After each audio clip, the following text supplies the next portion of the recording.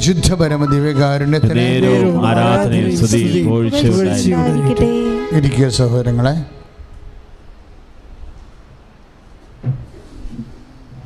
ഓൺലൈനിൽ പ്രാർത്ഥിക്കുന്നവരും ഇപ്പോഴിരുന്ന് ഈ ഉടമ്പടി ധ്യാനം കൂടാവുന്നതാണ്. നമ്മൾ കഴിഞ്ഞ ഞായറാഴ്ച മരിയൻ ഉടമ്പടി ധ്യാനത്തിലെ സമയത്തെ ചുരുക്കുന്ന ഉടമ്പടി ഘടകം എന്താണ്, നമ്മുടെ ജീവിതത്തിലുണ്ടാകുന്ന ഓരോ വിഷയത്തിൻ്റെ മേലുള്ള അതിനാവശ്യമായ സമയത്തെ ചുരുക്കുന്ന ഉടമ്പടിയുടെ ഘടകമെന്താണ്,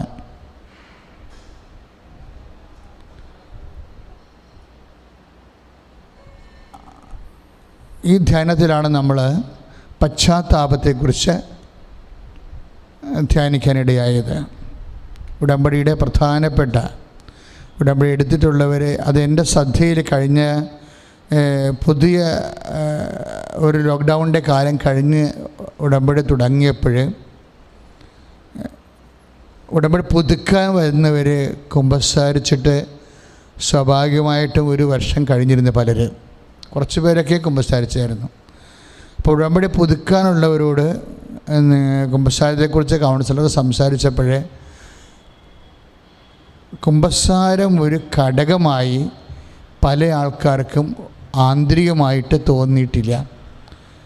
ലോക്ക്ഡൗൺ ആയിരുന്നു, വൈദ്യരെ കുമ്പസാരിക്കാൻ കിട്ടിയില്ല, അതുകൊണ്ട് കുമ്പസാരിച്ചില്ല, അത്രയും ആശ്വാസമായി എന്ന രീതിയിലാണ്. അതുകൊണ്ട് അങ്ങനെ കുമ്പസാരിക്കാൻ കിട്ടാൻ അവസരം കൊണ്ട് എൻ്റെ പാപാവസ്ഥകൾ ശരിക്കും ഉടമ്പടി വിഷയത്തെ സ്വാധീനിച്ചോ ഇല്ലയോ എന്നുള്ളതിനെക്കുറിച്ച് ആഴമായ കാഴ്ചപ്പാട് പലർക്കും ഇല്ലായിരുന്നു. അതുകൊണ്ടാണ് ഈ വിഷയം വെച്ച് പ്രാർത്ഥിച്ചപ്പോൾ കഴിഞ്ഞ ആഴ്ച മുതൽ ഉടമ്പടിയുടെ ടൈം കണ്ടൻറ്റ് എക്സിക്യൂട്ട് ചെയ്യണത്, അത് നിലവിൽ വരുന്നത്, അത് ആക്ടിവേഷൻ ആകണത് ഉടമ്പടി സമയ ചുരുക്കത്തിൻ്റെ പ്രാർത്ഥനയാണ്, അഥവാ സമയബന്ധിതമായ ഒരു പ്രാർത്ഥനയാണ്. ഈ സമയബന്ധിതമായ പ്രാർത്ഥനയുടെ ടൈം കണ്ടൻറ്റ് എന്തുകൊണ്ടാണ് അത് ആക്ടിവേറ്റ് ആകാത്തത്? അതിൻ്റെ പ്രധാനപ്പെട്ട ഘടകം പശ്ചാത്താപമാണ്. പശ്ചാത്താപവും അതാണ് കഴിഞ്ഞ ആഴ്ചയിൽ നമ്മൾ പൊതുവേ കണ്ടത്. പശ്ചാത്താപവും ഉടമ്പടിയുടെ സമയഘടകവും തമ്മിൽ ഇൻ്റർകണക്റ്റഡാണ്. ഉടമ്പടിയുടെ സമയഘടകം അതുപോലെ തന്നെ പശ്ചാത്താപവും തമ്മിൽ ഇൻ്റർകണക്റ്റഡാണ്. സമയഘടകം ആക്ടിവേറ്റ് ചെയ്യുന്നത്, പ്രവർത്തനക്ഷമമാകുന്നത് പശ്ചാത്താപം അതിലേക്ക് വരുമ്പോഴാണ്. അതുകൊണ്ടാണ് ആ വിഷയത്തിലാണ് നമ്മൾ ആദ്യം ഉടമ്പടി വെളിപ്പെടുത്തിയ കാലങ്ങളിലുള്ള ആദ്യ വചനങ്ങളെ നമ്മൾ ശ്രദ്ധിച്ചത്. നിങ്ങൾ പശ്ചാത്തപിക്കുവിൻ, നമ്മൾ ജോഷുവ 3:5 വായിച്ചത്, നിങ്ങൾ പശ്ചാത്തപിക്കുവിൻ, നാളെ നിങ്ങളുടെ ഇടയിൽ കർത്താവ് അത്ഭുതം പ്രവർത്തിക്കും. അപ്പോഴേ ഇതിൻ്റെ പ്രൈമറി വചനങ്ങളെന്ന് പറയുന്നത് ഐസയ 1:18 അതാണ് ഫസ്റ്റ് വേഡ്. ഉടമ്പടി പുസ്തകം രൂപകൽപ്പന ചെയ്യുമ്പോൾ ഫസ്റ്റ് റെവലേഷൻ വേഡ് വന്നത് ഐസയ 1:18. എന്താണത്? അനുതപിച്ചാൽ നിങ്ങൾ അനുഗ്രഹം പ്രാപിക്കും. ഇനി അനുതാപത്തിൻ്റെ കണ്ടൻറ്റ് വൈസ് അനുഗ്രഹത്തെ എങ്ങനെ സ്വാധീനിക്കുന്നു? അനുതാപത്തിൻ്റെ കണ്ടൻറ്റ് വൈസ് അതിൻ്റെ ചേരുവകൾ അനുഗ്രഹത്തെ എങ്ങനെ സ്വാധീനിക്കുന്നു? അതിൻ്റെ ഒന്നാം ഘടകത്തിലെ അനുതാപത്തിൻ്റെ കണ്ടൻറ്റുകൾ ടൈമിനെ എങ്ങനെ സ്വാധീനിക്കുന്നു എന്നാണ് ജോഷുവ പറയണത്. അതാണ് അനുതപിച്ചാൽ നാളെ. അനുതാപം അനുഗ്രഹമായിട്ട് ഇൻ്റർകണക്റ്റഡാണ്, ഒരു സംശയമില്ലാത്ത കാര്യമാണ്. അപ്പോഴേ അത് ഐസയ 1:18 ആകുമ്പോൾ തന്നെ ഈ ടൈം കണ്ടൻറ്റ് എങ്ങനെയാണ് ഇതിനെ ഇൻഫ്ലുവൻസ് ചെയ്യണത്? 3:5 ജോഷുവയിൽ നിങ്ങൾ പശ്ചാത്തപിക്കുവിൻ, നാളെ നിങ്ങളുടെ ഇടയിൽ കർത്താവ് അത്ഭുതം പ്രവർത്തിക്കും. ഇപ്പം അത് പഴയ നിയമത്തിൻ്റെ ഒരു പശ്ചാത്തലമാണ്. പഴയ നിയമത്തിൻ്റെ പശ്ചാത്തലം എന്ന് പറഞ്ഞാൽ യേശു പാപക്ഷമ സ്വീകരിക്കാനുള്ള ഡിഫൈൻഡ് ആയിട്ടുള്ള സോഴ്സില്ല, നിർവചിക്കപ്പെട്ട how to get remission of sins, നമുക്ക് ഡിഫൈൻഡ് സോഴ്സിൻ്റെ അവ്യക്തത. ദൈവത്തോട് നമ്മളൊക്കെയാണ് അപേക്ഷിച്ചാൽ തീർച്ചയായിട്ടും പാപക്ഷമ ലഭിക്കുമെന്നുള്ള ബ്രോഡർ പെർസ്പെക്റ്റീവായിട്ടുള്ള ഒരു വിശാലമായിട്ടുള്ള ഒരു അർത്ഥമാണ്. പക്ഷേ പുതിയ നിയമത്തിൽ അത് ഷാർപ്പായി വരും. എന്താ കാര്യം? യേശുവിൻ്റെ നാമമാണ് പാപക്ഷമയുടെ സോഴ്സ്. എന്താണ് കാര്യം? യേശുവാണ് പാപത്തിന് പരിഹാരം ചെയ്തത്. അപ്പോൾ പാപത്തിന് പരിഹാരം ചെയ്തത് യേശു ആയതുകൊണ്ട് തന്നെ പാപക്ഷമയുടെ പ്രൈമറി സോഴ്സ് ദൈവകരുണയാണ്. പക്ഷേ ദൈവകരുണയുടെ പ്രകടരൂപം എന്ന് പറയുന്നത് യേശുവാണ്. ശരിക്കും ദൈവകരുണയാണ്. നമ്മൾ കപ്പോറെന്ന് പറയുന്ന കൃപാസനം തന്നെയാണ് ദൈവകരുണ. ഈ ദൈവകരുണയുടെ പ്രകടരൂപമാണ് യേശുവിൻ്റെ നാമം. അപ്പോൾ കാരണം യേശുവിൻ്റെ നാമത്തിന് പാപക്ഷമ ലഭിച്ചിരിക്കുന്നതിൻ്റെ കാരണം യേശുവാണ് പാപത്തിന് മുദ്രവെക്കപ്പെട്ട ബലിക്കുഞ്ഞാട്. പിതാവായ ദൈവം എനിക്ക് അംഗീകാരം മുദ്ര ചാർത്തിയിരിക്കണമെന്ന് പറഞ്ഞില്ലേ? എല്ലാ കുഞ്ഞാടുകളിലും ഒന്നും ആരെങ്കിലുമൊക്കെ പാപക്ഷമ ചെയ്തുകൊണ്ട് പാപക്ഷമ കിട്ടണമെന്നില്ല. ഏത് ദൈവക്കുഞ്ഞാടിലാണ് ലോകത്തിൻ്റെ പാപങ്ങൾ നീക്കുന്ന ദൈവത്തിൻ്റെ കുഞ്ഞാടിലാണ് പിതാവായ ദൈവം അംഗീകാരം മുദ്ര ചാർത്തിയിരിക്കുന്നത്. ആ നാമമാണ് പാപക്ഷമയുടെ പ്രകടമായ അടിസ്ഥാനം. അതുകൊണ്ട് യേശുനാമത്തിലാണ് നമുക്ക് പാപക്ഷമ ലഭിക്കുന്നത്. യേശുനാമത്തിലാണ് പാപങ്ങളെ ഏറ്റുപറയണത്. യേശുനാമത്തിലാണ് അനുഗ്രഹം ലഭിക്കാൻ വിശ്വാസം ഏറ്റുപറയണത്. അപ്പോൾ പുതിയ കാലത്ത് വരുമ്പോൾ യേശുവിൻ്റെ നാമം മാത്രം രണ്ട് കാര്യത്തിന് ഒരേ ആക്ടിവേഷനാണുള്ളത്. യേശുവിൻ്റെ നാമത്തിൽ അനുദപിച്ചാൽ പാപക്ഷമ, യേശുവിൻ്റെ നാമത്തിൽ വിശ്വസിച്ചാൽ ദൈവാനുഗ്രഹം. ഒന്ന് പ്രാർത്ഥിക്കുക. കർത്താവായ ദൈവമേ, യേശുവിൻ്റെ നാമത്തിൽ അനുദപിച്ച് പാപക്ഷമ സ്വീകരിക്കുവാൻ യേശുവിൻ്റെ നാമം ഏറ്റുപറഞ്ഞ് വിശ്വാസത്താൽ യേശുവിൻ്റെ നാമം ഏറ്റുപറഞ്ഞ് അനുഗ്രഹം പ്രാപിക്കുവാൻ ഞങ്ങളെ അഭിഷേകം ചെയ്യണം. ഹല്ലേലൂയ ഹല്ലേലൂയ ഹല്ലേലൂയ ഹല്ലേലൂയ ഹല്ലേലൂയ. ഞങ്ങൾ ഉയർത്തിക്കൊണ്ട് സ്തുതിക്കട്ടെ. കർത്താവായ ദൈവമേ, യേശുവിന്റെ നാമത്തിൽ കർത്താവേ പാപങ്ങൾ ഏറ്റുപറഞ്ഞ് കർത്താവേ ദൈവത്തിന്റെ അഭിഷേകം സ്വീകരിക്കാൻ, പരിശുദ്ധാത്മാവിനെ സ്വീകരിക്കാൻ കർത്താവേ ഉടമ്പടി ധ്യാനത്തിലായിരിക്കുന്ന ഓരോ മക്കളെയും, ഈ ശുശ്രൂഷ കണ്ട് പ്രാർത്ഥിക്കുന്ന ഓരോ മക്കളെയും ആശീർവദിക്കണമേ. പരിശുദ്ധ പരമദിവ്യകാരുണ്യത്തിന് പരിശുദ്ധ പരമദിവ്യകാരുണ്യത്തിന് പരിശുദ്ധ പരമദിവ്യകാരുണ്യത്തിന്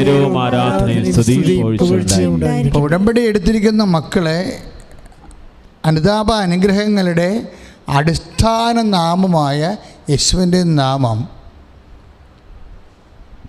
നമ്മൾ മരിയൻ ഉടമ്പടി അമ്മയുടെ മധ്യസ്ഥമാണ് ഉള്ളത്. മരിയൻ ഉടമ്പടിയിൽ ശക്തമായ അമ്മയുടെ മാധ്യസ്ഥം അഥവാ അമ്മയുടെ മാധ്യസ്ഥത്തിൻ്റെ അടിസ്ഥാന ഘടകം എന്ന് പറയുന്നത് അവൻ പറയണത് പോലെ ചെയ്യുവിനെന്നാണ്. നമ്മൾ ഇപ്പോൾ ക്രിസ്തു മാധ്യസ്ഥത്തിൻ്റെ അടിസ്ഥാന ഘടകം എന്താണ്? ഞാൻ മുന്തിരിച്ചെടിയും നിങ്ങൾ ശാഖകളുമാണ്. ക്രിസ്തുവിൻ്റെ ഇപ്പം അവൻ ഏക മധ്യസ്ഥൻ എന്ന നിലയിൽ ക്രിസ്തു മാധ്യസ്ഥത്തിൻ്റെ അടിസ്ഥാന ഘടകം എന്താണ്? അവൻ മുന്തിരിച്ചെടി തായ്തടിയും നമ്മൾ ശാഖകളുമാകണം എന്നുള്ളതാണ്. അപ്പം ശാഖകളിൽ നിലനിൽക്കുന്ന തായ്തടി നിലനിൽക്കുന്ന ശാഖയ്ക്ക് വളരെയേറെ ഫലം പ്രകടിപ്പിക്കാൻ കഴിയും. അതുപോലെ മരിയൻ മാധ്യസ്ഥത്തിൻ്റെ അടിസ്ഥാന ഘടകം എന്താണ്? അമ്മ ദൈവമാതാവാണ് എന്നുള്ളതിനേക്കാളുപരി ആ ദൈവമാതൃത്വം അമ്മയെ ആർജിച്ചത് അവൻ പറയണ പോലെ ചെയ്തിട്ടാണ്. അച്ഛൻ പറഞ്ഞാൽ മനസ്സിലായോ? അതായത് മരിയൻ മാധ്യസ്ഥത്തിൻ്റെ അടിസ്ഥാന ഘടകം എന്താണത്? അവൻ പറയണ പോലെ ചെയ്യുവേൻ, അല്ലാതെ അമ്മ ദൈവമാതാവാണ് എന്നുള്ളതല്ല. കാരണം അമ്മ ദൈവമാതാവാകണത് എങ്ങനെയാണ്? അവൻ പറയണ പോലെ ചെയ്തിട്ടാണ്.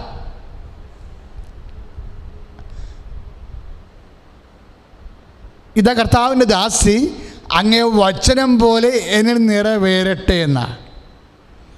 ഇപ്പോൾ വചനത്തെ നിറവേറ്റുന്നത് കൊണ്ടാണ് അമ്മ യേശുവിൻ്റെ മനുഷ്യാവതാരത്തിൻ്റെ മാനുഷിക പങ്കാളിയായി മാറണത്.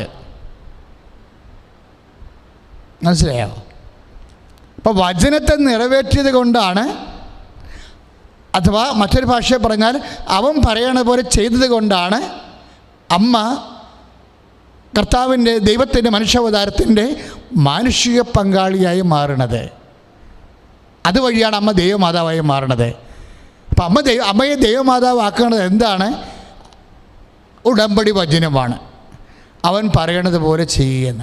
അപ്പം അമ്മയുടെ മധ്യസ്ഥത്തിൻ്റെ അടിസ്ഥാന ഘടകം എന്താണ്? അവൻ പറയണത് പോലെ ചെയ്യുകയാണ്. അതാണ് ഉടമ്പടി സംഭവിക്കുന്നത്. യേശുവിൻ്റെ മാധ്യസ്ഥത്തിൻ്റെ അടിസ്ഥാന ഘടകം യേശുവും നമ്മൾ തമ്മിലുള്ള കമ്മ്യൂണിയനാണ്. കമ്മ്യൂണിയൻ ഇല്ലെങ്കിൽ മാധ്യസ്ഥം നമുക്ക് ലഭിക്കത്തില്ല. മരിയൻ മാധ്യസ്ഥത്തിൻ്റെ അടിസ്ഥാന ഘടകവും കമ്മ്യൂണിയനാണ്. പക്ഷേ communion to executing the word of God. നമ്മൾ ആ വചനം എങ്ങനെയാണ് പാലിക്കുന്നത്, അതുവഴിയാണ് നമുക്ക് മരിയൻ മാധ്യസ്ഥം എഫക്റ്റീവായിട്ട് കിട്ടുന്നത്. സ്തുതിക്കട്ടെ. ഹല്ലേലൂയ, ഹല്ലേലൂയ, ഹല്ലേലൂയ, ഹല്ലേലൂയ, ഹല്ലേലൂയ, ഹല്ലേലൂയ. കരങ്ങൾ ഉയർത്തിക്കൊണ്ട് സ്തുതിക്കട്ടെ. യേശുവേ നന്ദി കർത്താവേ, സ്തോത്രം ദൈവമേ, കർത്താവായ ദൈവമേ, അമ്മേ സന്മേ പരിശുദ്ധ ദൈവമാതാവേ, അവൻ പറയുന്ന പോലെ ചെയ്ത് കർത്താവേ, ദൈവമാതൃത്വവും മാതൃശക്തിയും ഞങ്ങൾക്ക് അഭിഷേകമായി തീരണമേ എന്ന് പ്രാർത്ഥിക്കുന്നു. ഈ വിഷയങ്ങളൊക്കെ ഇങ്ങനെ ഒരു ഭാഗികമായിട്ട് വേണമെങ്കിൽ അച്ഛൻ പറയും. ഭാഗിക ദൈവശാസ്ത്രം, കംപ്ലീറ്റ് ദൈവശാസ്ത്രമാണ് ഞാൻ പറയണില്ല. സുവിശേഷ വിഹിതമായ ഒരു ദൈവിക കാഴ്ചപ്പാട്, ഉടമ്പടി പ്രാർത്ഥനയുടെ കാഴ്ചപ്പാടുകൾ, അത് നമ്മൾ ഷാർപ്പ് ചെയ്ത് കഴിഞ്ഞാൽ തീർച്ചയായിട്ടും നമുക്ക് വാഗ്ദാനം പ്രാപിക്കാൻ പറ്റും. ഇപ്പം നമ്മൾ ഉടമ്പടി പ്രാർത്ഥന, നമ്മൾ കൃപാസനത്തിലെ പ്രതിഷ്ഠയെ നമ്മൾ വിളിക്കുന്നത് എന്താണ്? അമ്മയെ വാഗ്ദാന പേടകമേ എന്നാണ്. കാര്യം ജനതകൾ പ്രവാചകന്മാരിലൂടെ പകർന്നു കിട്ടിയിട്ടുള്ള വാഗ്ദാനങ്ങൾ, അതിൻ്റെ പൂർണ്ണത യേശുക്രിസ്തുവാണ്. ജനതകൾ യേശുക്രിസ്തുവിനെ പ്രാപിച്ചത് മറിയം എന്നുള്ള വ്യക്തിയുടെ വിശ്വാസത്തിൽ നിന്നാണ്. ഇപ്പം ക്രിസ്തുവിനെ പ്രാപിക്കാനുള്ള ഏറ്റവും ഷോർട്ടായിട്ട് രൂപമാണ് മരിയൻ മാധ്യസ്ഥത. പക്ഷേ മരിയൻ മാധ്യസ്ഥതയുടെ അതിൻ്റെ ഒരു ജീവശാസ്ത്രപരമായിട്ടുള്ള ഘടകം, അതിൻ്റെ ജൈവ ഘടകമെന്ന് മരിയൻ മാധ്യസ്ഥതയുടെ ജൈവ ഘടകമെന്ന് പറഞ്ഞാൽ എന്താണ്? അവൻ പറയണത് പോലെ ചെയ്യുക. അവൻ പറയണ പോലെ ചെയ്യുമ്പോൾ അതിൻ്റെ അകത്ത് ഒരു ഘടകം പശ്ചാത്താപമാണ്. എന്താ കാര്യം? അവൻ പറയണ പോലെ ചെയ്യുമ്പോൾ അതിൻ്റെ ഒരു പ്രധാനപ്പെട്ട ഘടകം എന്താണ്? പശ്ചാത്താപമാണ്. അത് അങ്ങനെ പറയാൻ കാരണം, ഇപ്പം മർക്കോസിൻ്റെ 1:15 വായിക്കുമ്പോൾ നമുക്കത് മനസ്സിലാകും. മർക്കോസ് 1:15 എന്താ പറയണേ? സമയം സമാഗതമായിരിക്കുന്നു. അടുത്ത വചനം എന്താണ്? അനുദപിച്ച് എന്തു ചെയ്യണം? സുവിശേഷത്തിൽ വിശ്വസിക്കുകയും. ഏറ്റു പറഞ്ഞേ, സമയം സമാഗതമായിരിക്കുന്നു. അനുദപിച്ച് സുവിശേഷത്തിൽ വിശ്വസിക്കുകയും. അപ്പോഴേ വിശ്വാസമാണ് ഇതിൻ്റെ അകത്ത് വരുന്ന വിഷയം. എന്തിൽ വിശ്വസിക്കണം? സുവിശേഷത്തിൽ വിശ്വസിക്കണം. ഏത് സുവിശേഷത്തിൽ? ദൈവത്തിൻ്റെ സുവിശേഷത്തിൽ. ദൈവത്തിൻ്റെ സുവിശേഷം എന്താണ്? എല്ലാ മനുഷ്യർക്കും വേണ്ടിയുള്ള സദ്വാർത്ത, ദാറ്റ് ഈസ് ജീസസ് ക്രൈസ്റ്റ്. ദൈവത്തിൻ്റെ സുവിശേഷം എന്ന് പറയുന്നത് എന്താണ്? യേശുതമ്പുരാനാണ്. യേശുതമ്പുരാനിൽ വിശ്വസിക്കാനാണ് പറയണത്. സമയം സമാഗതമായിരിക്കുന്നു, അനുദപിച്ച് യേശുവിൽ വിശ്വസിക്കുക. സ്തുതിക്കട്ടെ. ഹല്ലേലൂയ, ഹല്ലേലൂയ, ഹല്ലേലൂയ, ഹല്ലേലൂയ. കരങ്ങൾ ഉയർത്തിക്കൊണ്ട് സ്തുതിക്കട്ടെ. ഹല്ലേലൂയ. കർത്താവായ ദൈവമേ, അവൻ പറയുന്നത് പോലെ ചെയ്ത് ഉടമ്പടിയിൽ വിശ്വസ്തത പാലിക്കാൻ, പാവങ്ങൾ ഏറ്റുപറയാൻ, അനുദപിച്ച് സുവിശേഷത്തിൽ വിശ്വസിക്കാൻ കർത്താവേ ഞങ്ങളെ ശക്തിപ്പെടുത്തണമേ എന്ന് പ്രാർത്ഥിക്കുന്നു. അപ്പം അവൻ ആദ്യം പറഞ്ഞ വാക്കാണത്. അപ്പം അവൻ പറയണ പോലെ ചെയ്യുവാനാണ് ഉടമ്പടിയുടെ ഘടകം. പക്ഷെ അവൻ ആദ്യം പറഞ്ഞ വാക്ക് എന്താണ്? മർക്കോസിൻ്റെ 1:15 സമയം സമാഗതമായി. കൃപാസനം ആൽത്താരയിലെ 2004 ജീവനോടെ പ്രത്യക്ഷപ്പെട്ട പരിശുദ്ധ അമ്മയുടെ നെഞ്ചിൽ കണ്ടത് സമയമാണ്. ഈ സമയം നമ്മളെ സമയത്തിൻ്റെ സൂചന എവിടെ കണ്ടാലും സുവിശേഷം പശ്ചാത്താപത്തിൻ്റെ ഒരു പറയാത്ത സന്ദേശം പറയും. അതുകൊണ്ട് തന്നെയാണ് സമയബന്ധിതമായ ഉടമ്പടി പ്രാർത്ഥന, സമയാധിഷ്ഠിതമായ ഉടമ്പടി പ്രാർത്ഥനയുടെ പ്രധാനപ്പെട്ട ഘടകം ഈ അവൻ പറയണ പോലെ ചെയ്യുന്നതാണെങ്കിൽ അവൻ പറയുന്ന ആദ്യത്തെ കാര്യം എന്താണ്? സമയം സമാഗതമായിരിക്കുന്നു. എന്ത് ചെയ്യണം? അനുദപിച്ച് സുവിശേഷത്തിൽ വിശ്വസിക്കണം. അപ്പം അനേകം മക്കൾ ഉടമ്പടി എടുക്കുന്നുണ്ട്. യേശുവിനെ വിശ്വസിച്ചുകൊണ്ടിരിക്കുന്നവരെക്കാളുപരി ഈ വചനം ഉദ്ദേശിക്കുന്നത് യേശുവിനെ ഇതുവരെ വിശ്വസിക്കാത്തവർക്ക് വേണ്ടിയാണ്. കാറ്റക്കിസം ഓഫ് ദി കാത്തലിക് ചർച്ചിലെ 1427 ഖണ്ഡികയിൽ ഇതിൻ്റെ വിശദീകരണമുണ്ട്. അതായത് സമയം സമാഗതമായിരിക്കുക എന്ന് വെച്ചാൽ യേശുവിനെ ഇതുവരെ വിശ്വസിക്കുന്നവരല്ല ഉദ്ദേശിക്കുന്നത്. യേശുവിനെ ഇതുവരെ വിശ്വസിക്കാത്തവരെ അനുതാപത്തിലേക്ക് ക്ഷണിക്കുന്ന ആദ്യ വചനമാണ് സമയം സമാഗതമായിരിക്കുന്നു, അനുദപിച്ച് സുവിശേഷത്തിൽ വിശ്വസിക്കുവിൻ. അതുകൊണ്ടാണ് എല്ലാ ജനങ്ങളും ഉടമ്പടി എടുക്കുമ്പോൾ ഞങ്ങൾ പാപത്തെക്കുറിച്ച് അവരോട് സംസാരിക്കും, പാപത്തെ വെറുത്തുപേക്ഷിക്കേണ്ട രീതികളെക്കുറിച്ച് സംസാരിക്കും. ഒരിക്കൽ നമുക്ക് പ്രകാശം, ഒരിക്കൽ നമുക്ക് പാപക്ഷമ, ഒരിക്കൽ നമുക്ക് പ്രസാദവരം നഷ്ടപ്പെട്ടാൽ, കാര്യം ഉടമ്പടി പ്രസാദവരത്തിൽ നേരേണ്ട ഒരു കാര്യമാണ്. ഉടമ്പടിയുടെ എല്ലാ വാഗ്ദാനങ്ങളും പ്രാർത്ഥന അപേക്ഷകളും പ്രസാദവരം നേടുന്നത് വഴി അതിൻ്റെ കൂടെ നേടിയെടുക്കുന്ന കാര്യങ്ങളാണ്. ഉടമ്പടി ലക്ഷ്യം വെക്കുന്നത് പ്രസാദവരമാണ്. ദൈവരാജ്യത്തെ അതിന് നീതിയെയും കുറിച്ച് അന്വേഷിക്കുമ്പോൾ പ്രസാദവരത്തിൻ്റെ വഴിയായി. അതുകൊണ്ട് ഉടമ്പടി എപ്പോഴും ദൈവരാജ്യത്തെക്കുറിച്ച് സംസാരിച്ചുകൊണ്ടിരിക്കും. നമ്മൾ 6:33 വായിക്കുന്ന പോലെ ദൈവരാജ്യത്തിൻ്റെയും അതിൻ്റെ നീതിയെയും കുറിച്ച് അന്വേഷിക്കുക, ബാക്കിയുള്ളത് ചേർത്ത് നൽകും. ഫിസിക്കൽ ഫേവേഴ്സ് അതിൻ്റെ കൂടെ ചേർത്ത് നൽകുന്നതാണ്. ആ ഫിസിക്കൽ ഫേവേഴ്സ് നേടാൻ വേണ്ടി ദൈവരാജ്യത്തിൻ്റെ നീതികളെക്കുറിച്ച് അന്വേഷിക്കുമ്പോൾ നിങ്ങളുടെ നീതി ഫരിസയരുടെയും ചുങ്കക്കാരുടെയും നീതിയെ അത് ലംഘിക്കുന്നില്ലെങ്കിൽ നിങ്ങൾ ദൈവരാജ്യത്ത് പ്രവേശിക്കുകയില്ലെന്ന് 5:20 മത്തായി ശ്ലീഹ പറയുമ്പോഴേ, ഒരു ഉടമ്പടി എടുത്തിരിക്കുന്ന ദൈവത്തിൻ്റെ നീതി എന്ന് പറയണത് സ്വാഭാവികമായ നീതിയുടെ അപ്പുറത്തുള്ള കരുണയെക്കുറിച്ചാണ് സംസാരിക്കുന്നത്. സ്വാഭാവികമായൊരു നീതിയുടെ അപ്പുറത്ത് ഒരു കരുണയുണ്ട്. നീതിയുടെ സ്രോതസ്സെന്ന് പറയുന്നത് ദൈവകരുണയാണ്. ദൈവകരുണയുടെ ഫലമായിട്ടാണ് നമുക്ക് യേശുക്രിസ്തു നൽകണത്. ദൈവകരുണയുടെ ഫലമായിട്ടാണ് യേശുക്രിസ്തുവിന് നമുക്ക് പാപക്ഷമ നൽകുന്നത്. ദൈവകരുണയുടെ ഫലമായിട്ടാണ് ആ പാപക്ഷമയും നമുക്ക് കുമ്പസാരം ലഭിക്കുന്നത്. ദൈവകരുണയുടെ ഫലമായിട്ടാണ് ആ കുമ്പസാരം നമുക്ക് പ്രസാദപരം റിസ്റ്റോർ ചെയ്യണത്. സ്തുതിക്കട്ടെ, ഹല്ലേലൂയ.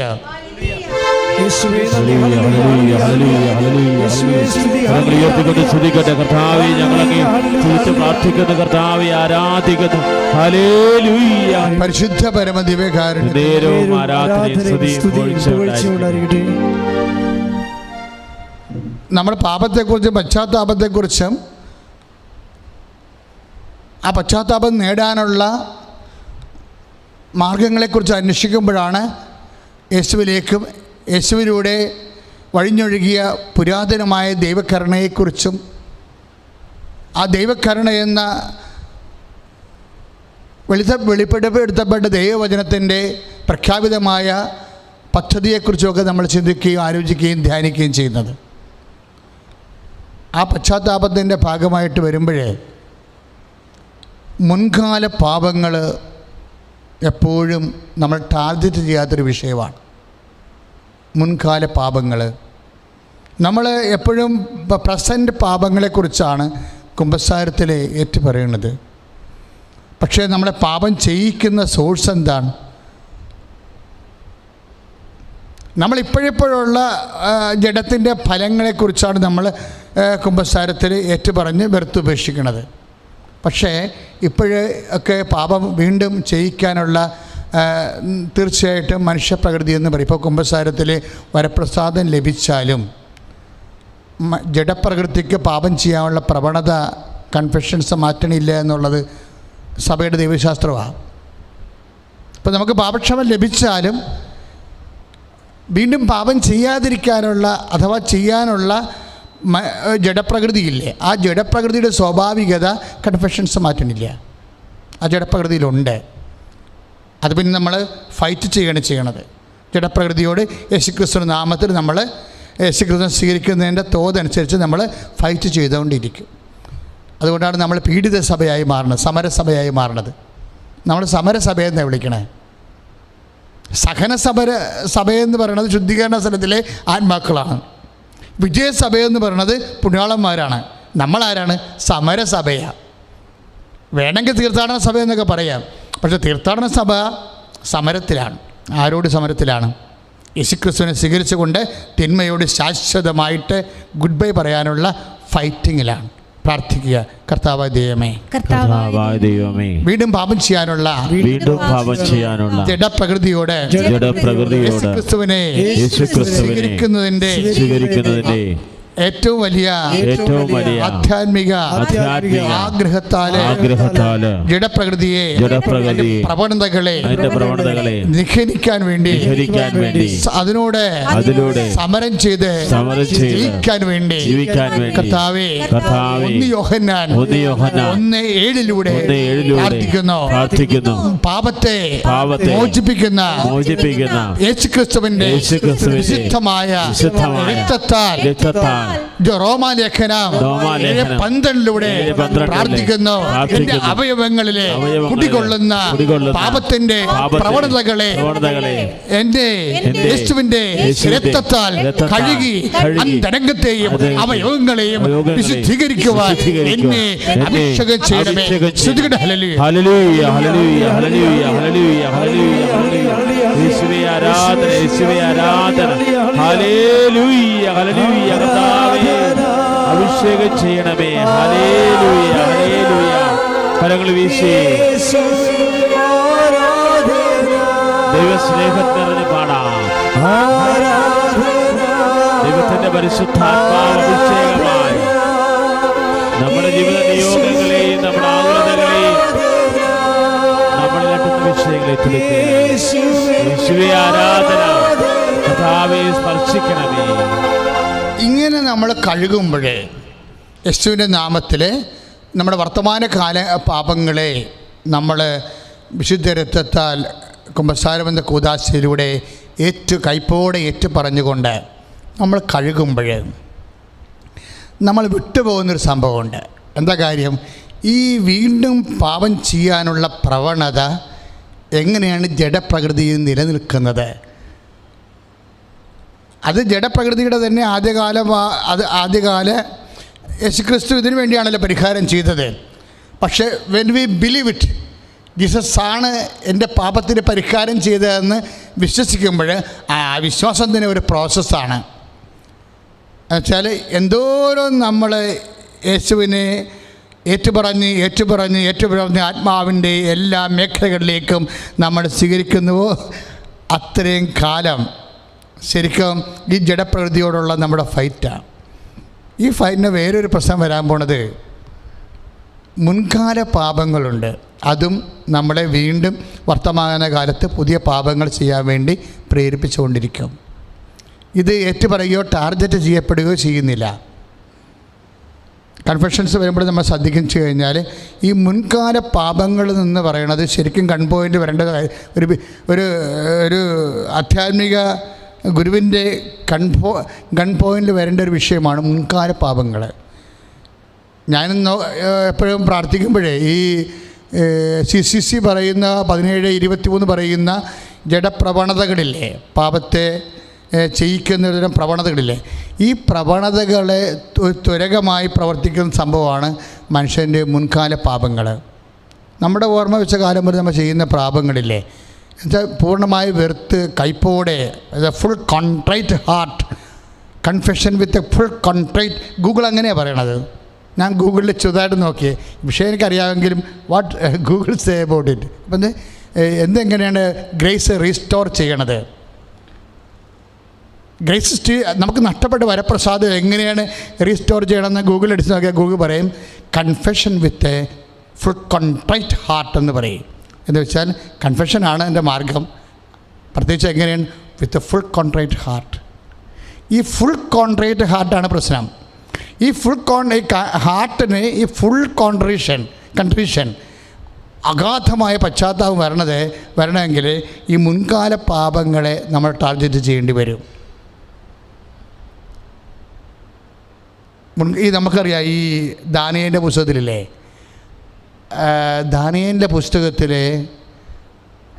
ആ വിശുദ്ധ സ്ത്രീയെ 2 മൂപ്പന്മാർ കൂടി അകപ്പെടുത്താൻ ശ്രമിക്കുന്നതിൻ്റെ പിന്നിലുള്ള പ്രവണത എന്താ? ദാനിയേൽ 13:52 അത് ആ വചനം. അതായത് ദാനിയേൽ തന്നെ പറയും, ദുഷ്ട നീജ, നിൻ്റെ മുൻകാല പാപങ്ങളാണ് നിനക്ക് ഈ അവസ്ഥ ഉണ്ടാക്കി നാണക്കേടായിട്ട് മരിക്കാനിടയാക്കിയതെന്ന്. അയ്യോ, ഇത് നമ്മൾ പലപ്പോഴും, ഞാൻ ഈ ആഴ്ചയിൽ ചിന്തിക്കുന്നൊരു വിഷയമായിരുന്നത്, ഒരു മനുഷ്യൻ എന്തുകൊണ്ട് പാപം റെക്കർ ചെയ്യുന്നു? ആ പാപം കുമ്പസാരത്തിൽ ഏറ്റു പറഞ്ഞ പാപങ്ങൾ തന്നെ വീണ്ടും ചെയ്യുന്നത് എന്തുകൊണ്ടാണെന്ന് വെച്ച് കഴിഞ്ഞാൽ, അതൊരു കാര്യം പ്രവണതയുള്ളതുകൊണ്ട്, ജഡപ്രകൃതിയുടെ സ്വാഭാവികമാണ്. പക്ഷെ സ്വാഭാവികമാണെങ്കിൽ പോലും നമ്മൾക്ക് with full freedom and will ഇതിനെ ബൈൻഡ് ചെയ്യാൻ പറ്റും. പക്ഷേ നമ്മളതിൻ്റെ ഇരുട്ടുമുറിയിലെ കറുത്തപൂച്ച പോലുള്ള സംഭവമാണിത്. ഇരുട്ടുമുറിയാണ്, കറുത്തപൂച്ചയാണ്. വല്ലപ്പോഴും കൂടി നമ്മളുടെ കണ്ണ് കണ്ടാൽ മാത്രമേ പൂച്ച അവിടെ ഉണ്ടെന്ന്, കണ്ണടച്ച് കഴിഞ്ഞാൽ ആ പൂച്ചയെ പേര് കാണാൻ പറ്റത്തില്ല. മുൻകാല പാപങ്ങളുടെ ഒരു അവസ്ഥ, ഒളിച്ചുകളി ഭയങ്കരമാണ്. മുൻകാല പാപങ്ങളുടെ ഒളിച്ചുകളി ഭയങ്കരമാണ് എന്ന് വെച്ച് കഴിഞ്ഞാൽ നമ്മൾ മറന്നു പോകുന്നത്. കാര്യം ഇരുട്ടുമുറിയിലെ കറുത്ത പൂച്ച പോലെയാണത്. അത് കണ്ണുണ്ടെങ്കിൽ നമുക്ക് തിളങ്ങും, പക്ഷേ നമ്മൾ ഒരു അരക്കം കൊടുത്താൽ കണ്ണടച്ച് കളയും പൂച്ച, അല്ല അങ്ങോട്ട് തിരിഞ്ഞു കളയും. അപ്പോഴേ എന്താണ് നമുക്ക് അറിയാൻ പറ്റാതെ വരും. എപ്പോഴും ഈ മുൻകാല പാപങ്ങൾ നിരന്തരമായി യേശുക്രിസ്തുവിൻ്റെ കാര്യം, യേശുക്രിസ്തുവിന് ഇപ്പം നമ്മൾ ഹെബ്രായർ 13:8 വായിക്കത്തില്ലേ? ഈ ദാനിയേൽ 13:52 ഈ മുൻകാല പാപങ്ങളെ പ്രതിരോധിക്കാനുള്ള ഒരു പോംവഴിയും യേശുവിൻ്റെ നാമം തന്നെയാണ്. കാര്യം എന്താണ്? യേശുക്രിസ്തു ഈ മുൻകാലങ്ങളിലുണ്ട്. യേശുക്രിസ്തു ഈ മുൻകാലങ്ങളിലുണ്ട്. എങ്ങനെയാണ്?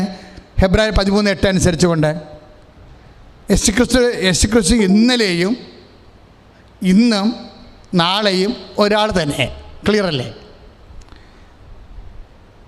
ഈശോ അപ്പോൾ സ്വാഭാവികമായിട്ട് മുൻകാലങ്ങളോ വർത്തമാനകാലങ്ങളോ അങ്ങനെ അല്ലെങ്കിൽ പിൻകാലങ്ങളോ അങ്ങനെയില്ല. അവൻ കാലാതീതനാണ്.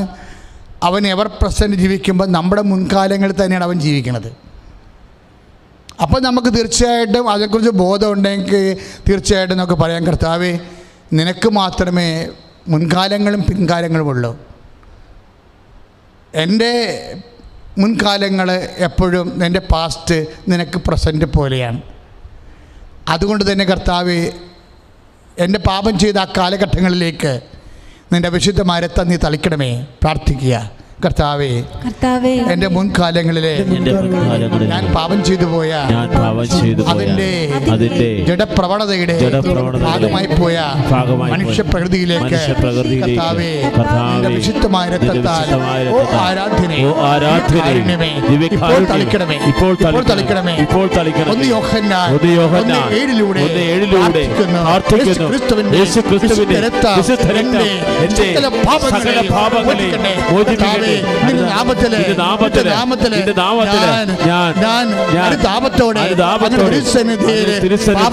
പാപത്തെ ഉപേക്ഷിക്കുന്ന പശ്ചാത്താപത്തോടെ അങ്ങയുടെ തിരുസന്നിധിയിൽ പ്രാർത്ഥിക്കുന്ന കർത്താവേ, എന്നെ കഴുകണമേ, അന്തരംഗത്തെ കഴുകണമേ, അവയവങ്ങൾ കഴുകണമേ, എന്നെ വിശുദ്ധീകരിക്കണമേ. കരങ്ങൾ ഉയർത്തി സ്തുതിക്കട്ടെ. ഹല്ലേലൂയ, ഹല്ലേലൂയ, ഹല്ലേലൂയ. കരങ്ങൾ തുറന്നു പിടിച്ചുകൊണ്ട് ഞങ്ങളുടെ മുൻകാല പാപങ്ങളിലേക്ക് അവിടുത്തെ രക്തമൊഴുക്കുന്നതിൽ നന്ദി പറയുന്നു. ഞങ്ങളെ ഇന്നലകളിലേക്ക് അവിടുത്തെ രക്തമൊഴുക്കി കഴുകുന്നു പറയുന്നു. കഴുകണമേ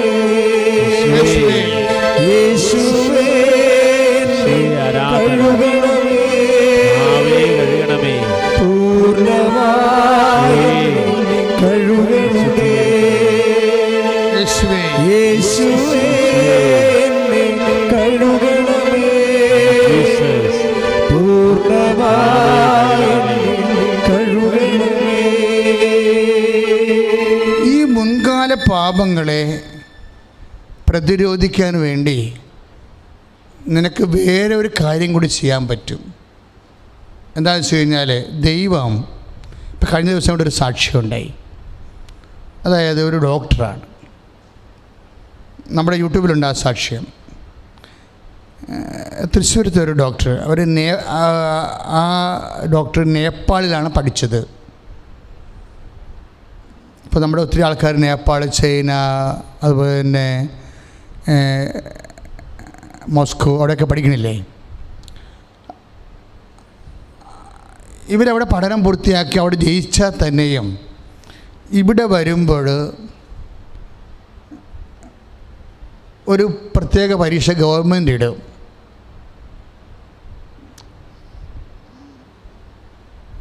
അതിന് MIT എന്തോ ഒരു പേര് പറയും, ഞാൻ മറന്നുപോയ പേര്.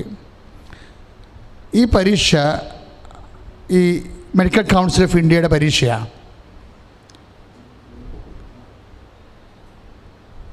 MCIയുടെ പരീക്ഷ. ഈ MCIയുടെ പരീക്ഷ ഈ ഡോക്ടർ 17 പ്രാവശ്യം എഴുതും. ഒന്ന് ചിന്തിച്ച് നോക്കി. ഒരു വർഷം 2 പരീക്ഷ കാണത്തുള്ളൂ, ചിലപ്പോൾ ഒരു പരീക്ഷ കാണത്തുള്ളൂ. ഈ MCIക്കാരുടെ പ്രഖ്യാപിതമായ രീതി എന്ന് പറയണത്, അവർ ഇന്ത്യൻ മെഡിക്കൽ സയൻസിൻ്റെ അപ്രൂവൽ ഇല്ലാത്ത എല്ലാ സിലബസും, അമേരിക്ക കുഴപ്പമില്ല, ബ്രിട്ടൻ കുഴപ്പമില്ല, പക്ഷേ റഷ്യ, ചൈന, നേപ്പാൾ ഇങ്ങനെയുള്ള രാജ്യങ്ങളിലൊക്കെ പോയി MBBS എടുത്താൽ ഇവർ പാസ്സാക്കത്തില്ല. വേറെ കാര്യമൊന്നുമില്ല, പച്ച മലയാളത്തിൽ പറഞ്ഞാൽ പാസ്സാക്കത്തില്ല. ഈ കേസ് വീണ്ടും നേരത്തെ നമുക്ക് കൈകാര്യം ചെയ്തിട്ടുള്ള വിഷയമാണ്. കാര്യം എന്താ കാര്യം വെച്ചാൽ, നമ്മളുടെ മെഡിക്കൽ സ്റ്റാൻഡേർഡ് അനുസരിച്ച് ഇവർ ബ്രെയിൻ എക്യുപ്ഡ് ആകുന്നവരെ ഇവരെ പരീക്ഷ എഴുതിച്ചുകൊണ്ടേയിരിക്കും. അവർ ജയിച്ചാലും തോപ്പിച്ച് കളയും നടത്താം, ജയിച്ചാലും തോപ്പിച്ച് കളയും. അത്രയും ടഫ് സിലബസ്, ടഫ്. ഓരോ പരീക്ഷ കഴിയുമ്പോഴും പിന്നെ സിലബസ് ടഫാക്കി കൊടുക്കും. അങ്ങനെ 17 പ്രാവശ്യം. ഒന്ന് ചിന്തിച്ചേക്കേ, 17 പ്രാവശ്യമാണ് ഈ ഡോക്ടർ എഴുതുന്നത്. പക്ഷെ ഉടമ്പടി ചെയ്ത് കഴിഞ്ഞപ്പോൾ സംഭവിച്ച കാര്യം, അടുത്ത പരീക്ഷയ്ക്ക് ഡോക്ടർ ജയിക്കുകയാണ്. സമയം അങ്ങനെ പെട്ടെന്ന് ചുരുങ്ങുകയാണ്. അതാണ് സംഭവം. ഉടമ്പടി ചെയ്ത് കഴിഞ്ഞപ്പോൾ ടൈം മദർ ഈ വിഷയത്തിലേക്ക് ഇടപെടും. എന്നിട്ട് പെട്ടെന്ന് ഇത് ചുരുങ്ങിയിട്ട് അടുത്ത സെക്കൻഡിൽ ഈ ആൾ ജയിക്കും. ജയിച്ചാൽ തന്നെയും പോരാ. എന്താ ചെയ്യണത്? മെഡിക്കൽ കൗൺസിൽ ഓഫ് ഇന്ത്യയുടെ അക്രഡിഷൻ കിട്ടണം. ജയിച്ചാൽ തന്നെ പോരാ, പിന്നെ എന്ത് ചെയ്യണം? പ്രാക്ടീസ് ചെയ്യണമെങ്കിൽ ഒരു ഡിസ്പെൻസറിയിലെങ്കിലും പോയി ഇരിക്കണമെന്നുണ്ടെങ്കിൽ ഇവരുടെ അക്രഡിഷൻ കിട്ടണം. ഉടമ്പടി ചെയ്ത് ജയിച്ച് ഒരു ഏറ്റവും അടുത്ത സമയത്ത് തന്നെ അക്രഡിഷനായി. ഡോക്ടർ ആപ്പണം ഞെട്ടിപ്പോയി, ഇതെന്ത് സംഭവമെന്ന്. സമയച്ചൊരുക്കം എങ്ങനെ സംഭവിക്കണം ഉടമ്പടിയിൽ. അപ്പോൾ ഡോക്ടർ തന്നെ ഇവിടെ വന്ന് കഴിഞ്ഞ ദിവസം സാക്ഷ്യം പറഞ്ഞ്, നല്ല രസമാണ് ആ സാക്ഷ്യം കേൾക്കാൻ. പക്ഷേ എനിക്ക് ഏറ്റവും ഇഷ്ടപ്പെട്ട ഡോക്ടറുടെ സാക്ഷ്യമല്ല, ഡോക്ടറിൻ്റെ അമ്മ കൂടെ പറഞ്ഞ സാക്ഷ്യമാണ്. കാര്യം ഡോക്ടറിന് വേണ്ടി സാക്ഷ്യം ഉടമ്പടി ചെയ്തിരിക്കുന്ന അമ്മയാണ്. അമ്മ ഒരു കാര്യം പറഞ്ഞിട്ട് അവസാനിപ്പിക്കുന്ന രീതിയുണ്ട്. അത് ഇത്തിരി കട്ടിയുള്ള രീതിയാണ്. അവർ പറയണത് ഇതാണ്: നമ്മൾക്ക് ഒന്നും ഭയപ്പെടേണ്ട ഒരു കാര്യമില്ല. അതായത് 17 പ്രാവശ്യം തോറ്റ് അക്രഡിഷൻ കിട്ടാൻ സാധ്യതയില്ലാതെ ഉപേക്ഷിക്കാൻ ഒരു കേസിൻ്റെ അതിന് ഉടമ്പടി എടുത്ത അമ്മയുടെ അവസാനത്തെ പ്രതികരണമാണ്, നമുക്ക് ഒന്നിനും ഭയപ്പെടേണ്ട ഒരു കാര്യമില്ല. എന്താ കാര്യം വെച്ച് കഴിഞ്ഞാൽ, ദൈവം കരുണയുള്ളവനാണ്, പക്ഷെ അതിനേക്കാൾ വലുതാണ് ദൈവത്തിൻ്റെ നീതിയെന്ന്. അതാണ് എന്നെ വല്ലാതെ അങ്ങ് സ്പർശിച്ച് കളഞ്ഞത്. ഇവരിങ്ങനെ ഈ വലിയ വായിൽ എന്തോ ഒരു വർത്തമാനമാണ് പറഞ്ഞതെന്ന്. അതായത് ദൈവം കരുണയുള്ളവനാണ്, പക്ഷെ അതിനേക്കാൾ വലുതാണ് ദൈവത്തിൻ്റെ നീതി. നമുക്ക് റിലേ ചെയ്യാൻ പറ്റുമെന്ന്, അത് ഒരു വലിയ സുവിശേഷമാണ് സാക്ഷ്യം എന്ന് പറയുന്നത്. നിങ്ങളിപ്പോൾ എല്ലാ ദിവസവും നമ്മൾ സാക്ഷ്യമുണ്ട്, എല്ലാ ദിവസവും സാക്ഷ്യമുണ്ട് ഇവിടെ. ലോക്ക്ഡൗൺ ഗവൺമെൻറ് പ്രഖ്യാപിക്കാത്ത എല്ലാ ദിവസവും ഇവിടെ സാക്ഷ്യമുണ്ട്. എല്ലാ ദിവസവും ഉടമ്പടിയുണ്ട്, എല്ലാ ദിവസവും ഉടമ്പടി പുതുക്കുകയും ചെയ്യും. അപ്പോൾ അതേസമയം തന്നെ എന്തെങ്കിലും നോട്ടിഫിക്കേഷൻ ഉണ്ടെങ്കിൽ ഞങ്ങൾ ഫേസ്ബുക്കിലൂടെയും യൂട്യൂബിലൂടെയും നിങ്ങൾക്ക് തരും. ഇപ്പം 50 പേരെ വരെ പങ്കെടുപ്പിക്കാമെന്ന് ഇപ്പോഴ് പുതിയ അപ്ഡേഷനുണ്ട്. തീർച്ചയായിട്ടും ഞങ്ങൾ 50 പേരല്ലെങ്കിൽ 20 പേരെങ്കിലും ഒരു അറ്റ് എ ടൈം 1 മണിക്കൂറിൽ ഉടമ്പടി എടുത്ത് അല്ലെങ്കിൽ പുതുക്കി പുറത്തേക്ക് പോകാൻ പറ്റുന്ന രീതിയിൽ 20 പേരെങ്കിലും പങ്കെടുപ്പിച്ചുകൊണ്ട് ചെയ്യാൻ നോക്കും, പോലീസിൻ്റെ അനുവാദത്തോടുകൂടി. എന്താ കാര്യം വെച്ചാൽ അനേകം മക്കളാണ് ഈ മേഖലയിൽ ഉടമ്പടി ചെയ്ത് കഴിഞ്ഞിട്ട് അടുത്ത സെക്കൻഡ് അവർ ജീവിതം രക്ഷപ്പെടുത്തിയെടുക്കണത്.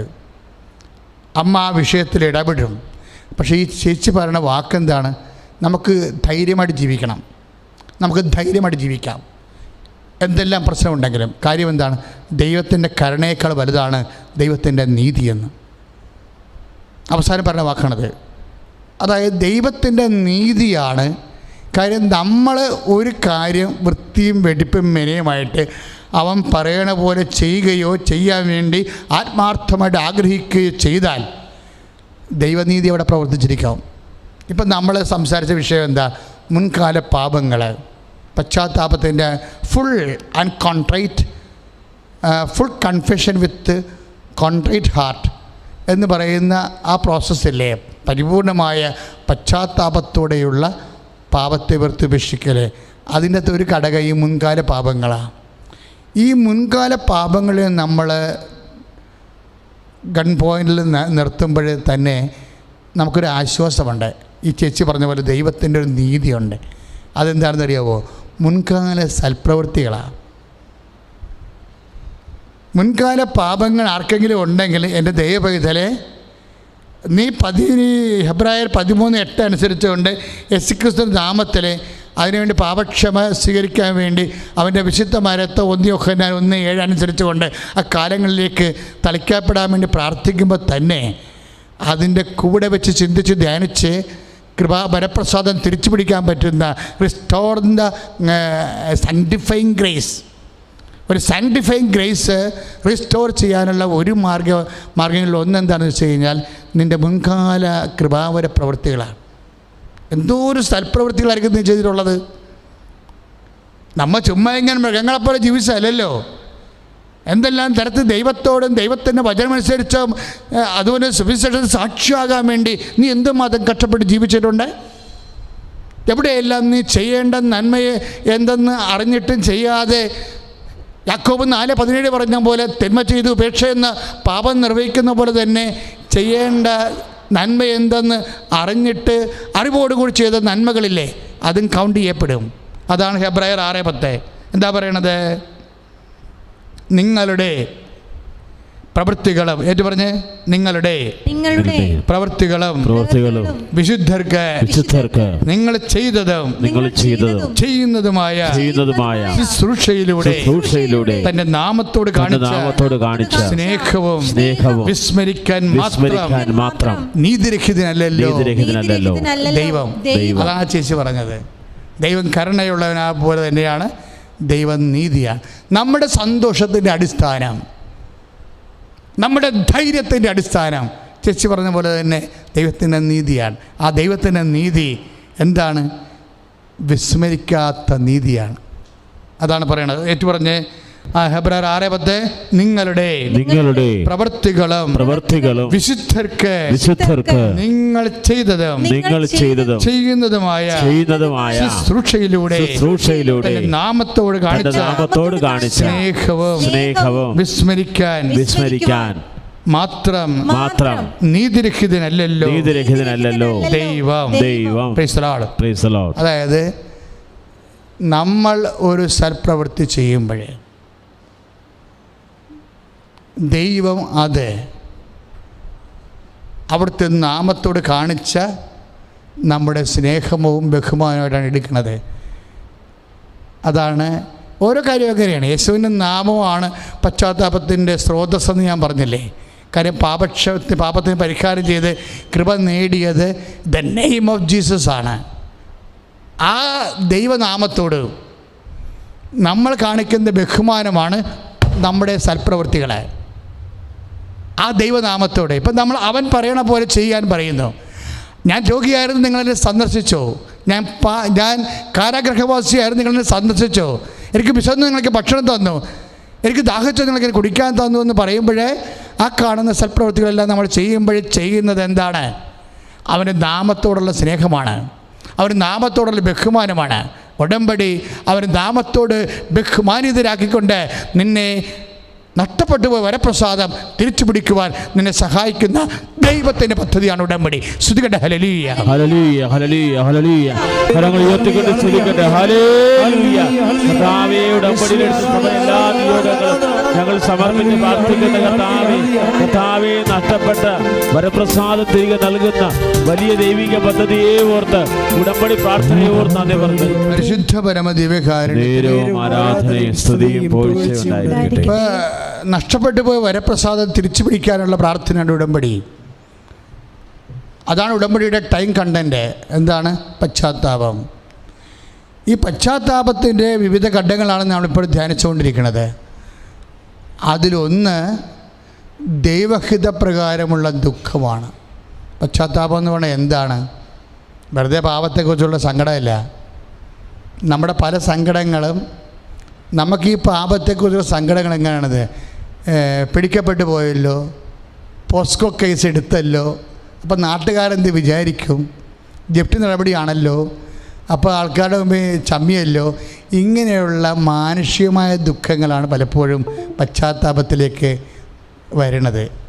എന്തുകൊണ്ടാണ് ഈ പരിശുദ്ധാത്മാവിനെ കിട്ടാത്തതിൻ്റെ പ്രശ്നമെന്ന് പറയുന്നത്? ആൾക്കാർക്ക് ദുഃഖവും കാര്യങ്ങളൊക്കെ ഉണ്ട്. കള്ളനാണ്, പോലീസ് പിടിച്ചു, അപ്പോഴെന്താ അവന് ദുഃഖം എന്താണ്? അയ്യോ, നാട്ടുകാർ കണ്ടാന്ന് ചോദിക്കും. മനുഷ്യനെ അടിസ്ഥാനപ്പെടുത്തിയുള്ള ദുഃഖമുണ്ട്. മനുഷ്യനെ അറിഞ്ഞോ, മറ്റുള്ളവർ അറിഞ്ഞോ, അത് പശ്ചാത്താപമല്ല. അത് ജഡപ്രകൃതി അനുസരിച്ചുള്ള. അതിന് രസകരമായൊരു വചനമുള്ളത് 2 കൊറിന്ത്യൻസ് 7:10 ദൈവഹിതപ്രകാരമുള്ള ദുഃഖം. അതായത് കർത്താവിൻ്റെ സ്നേഹത്തോട്, അവിടുത്തെ നാമത്തോട്, അവിടുത്തെ വചനത്തോട്, അവിടുത്തെ സ്നേഹത്തോട്, അവിടുത്തെ വചനത്തോട്, അവിടുത്തെ നാമത്തോട് ഞാൻ മറുത്ത് പിഴച്ചു പോയല്ലോ. എന്നെ ജീവൻ വരെ തന്ന് സ്നേഹിച്ച കർത്താവിനോട് എനിക്ക് ഇങ്ങനെയാണല്ലോ ഞാൻ ചെയ്തതെന്ന് പറയുന്നത് ദൈവഹിതപ്രകാരമുള്ള ദുഃഖം. അതെന്താ സംഭവിക്കണത്? 2 കൊറിന്ത്യൻസ് 7:10 ഏറ്റു പറഞ്ഞ മക്കളെ, ദൈവഹിതപ്രകാരമുള്ള ദുഃഖം, രക്ഷാകരമായ പശ്ചാത്താപം ജനിപ്പിക്കുന്നു. ആ പശ്ചാത്താപം തന്നെ കേവല പശ്ചാത്താപമുണ്ട്, രക്ഷാകരമായ പശ്ചാത്താപമുണ്ട്. അതായത് നിത്യജീവൻ കിട്ടുന്ന പശ്ചാത്താപം. ഇപ്പം നമ്മൾ 11:18 നടപടി പുസ്തകത്തിന് 11:18 വിജാതിയർക്ക് ദൈവം ജീവപ്രാപ്തിക്കുള്ള അനുതാപം നൽകി. അത് രണ്ടും സെയിമാണ് ശരിക്കും പറഞ്ഞാൽ. അനുതാപം ഉണ്ടാകാം, പക്ഷെ ജീവൻ പ്രാപിക്കണമെന്നോ പരിശുദ്ധാത്മാവ് പ്രാപിക്കണമെന്നോ നിർബന്ധമില്ല. പറഞ്ഞ മനസ്സില്ലേ? ഇപ്പം നടപടി പുസ്തകത്തിന് 11:18 എന്താ പറയണത്? വിജാതിയർക്ക് ദൈവം ജീവപ്രാപ്തിക്കുള്ള ജീവനെ പ്രാപിക്കാനുള്ള യേശുവിന്റെ ജീവനെ പ്രാപിക്കാനുള്ള പരിശുദ്ധാത്മാവ് നിറയാനുള്ള അനുതാപം നൽകി. അപ്പോൾ പരിശുദ്ധാത്മാവ് നിറയാനുള്ള അനുതാപമാണ് ജീവപ്രാപ്തിക്കുള്ള അനുതാപം. ജീവൻ പ്രാപിക്കാത്ത അനുതാപമുണ്ട്, പരിശുദ്ധാത്മാവിനെ പ്രാപിക്കാത്ത അനുതാപമുണ്ട്.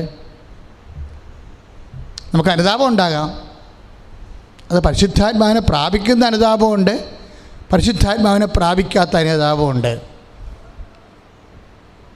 ഞാനൊരു 35 വർഷം സഭയിൽ ജീവിച്ച ആളാണ്. 35 വാർഷിക ധ്യാനം കൂടി 2 ഒരെണ്ണം കഴിഞ്ഞ പോലെ കൂടാവത്തില്ല, മുറിയിരുന്ന് ധ്യാനിക്കണം ചെയ്ത്.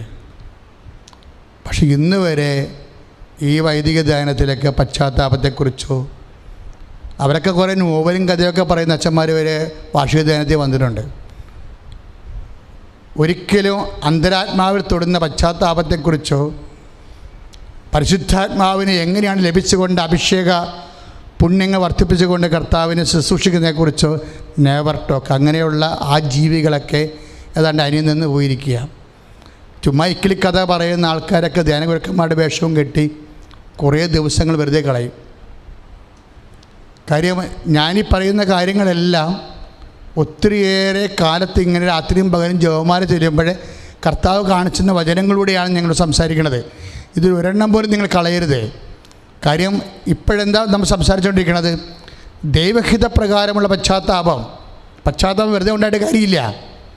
നടപടി 15 പറയണത് ദൈവഹിത പ്രകാരമുള്ള പശ്ചാത്താപം വിജാതിയർക്കും ദൈവം നൽകിയെന്നാണ്.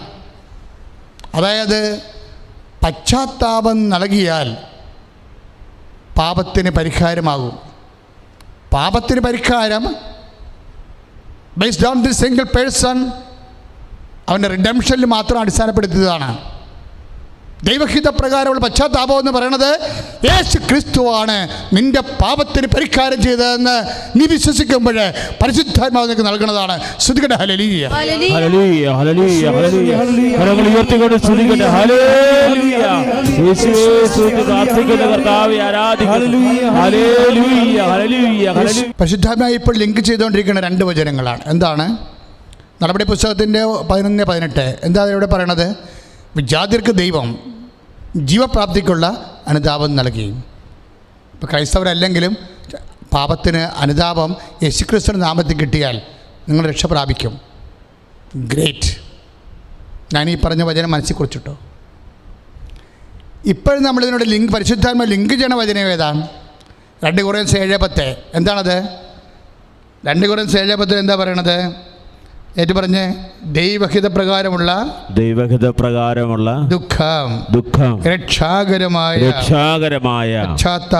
പശ്ചാത്താപം ജനിപ്പിക്കുന്നു. അതിൽ ഖേദത്തിന് അവകാശമില്ല. എന്നാൽ ലൗകികമായ ദുഃഖം മരണത്തിലേക്ക് നയിക്കുന്നു.